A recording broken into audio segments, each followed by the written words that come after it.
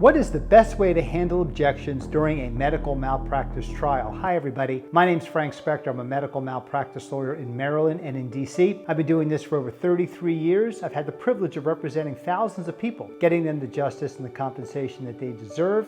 I've also been an adjunct professor at my law school. I've tried many medical malpractice cases. So I want to talk about objections because in every trial, you're going to make objections and the other side is going to make objections against you. And so we need to know how to handle those. Now, honestly, with all the discovery that we have in the case, many of these objections should come as no surprise. After all, we've had interrogatories exchanged back and forth.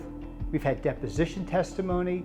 We pretty much know what each witness is going to say. And we know where the areas of objections are going to be. It's either going to be involving a document not being a business record and objecting to that. It could be hearsay. It could be foundation for opinion testimony that's not properly solicited or elicited at trial. There's only a few categories of things that come up most often in a medical malpractice trial regarding evidence. But an objection that's made against you should not really rattle you or throw you off because you should anticipate that it's coming.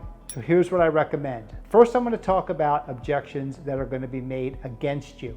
Anticipate what those objections are going to be before trial or before you offer that evidence in, whether it's a document or a witness. Think to yourself, what could that other attorney stand up and object about?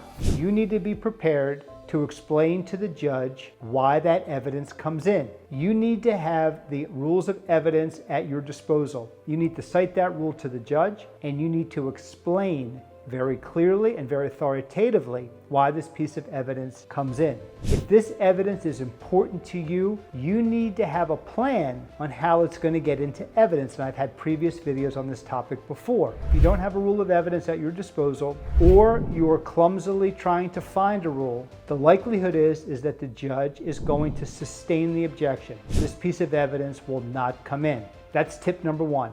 Tip number two, if you and the judge don't seem to be on the same wavelength, it's okay if you ask the judge if you could approach the bench. That way you can have a more robust conversation, because many judges don't want you to be speaking before a jury.